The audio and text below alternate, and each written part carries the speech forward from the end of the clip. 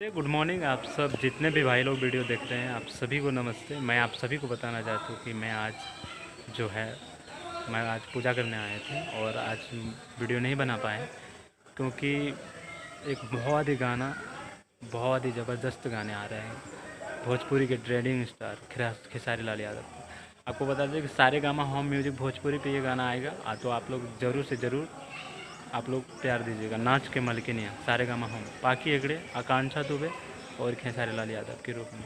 तो आप लोग इस गाने को ज़्यादा से ज़्यादा लाइक कीजिए, ज़्यादा से ज़्यादा शेयर कीजिए, कमेंट कीजिए, सब्सक्राइब कीजिए सारे गामा होम भोजपुरी पे। और ऐसे भोजपुरी के लेटेस्ट अपडेट के लिए हमारे यूट्यूब चैनल को सब्सक्राइब कीजिए। तो आइए तो दिखाते हैं आप लोग को मंदिर।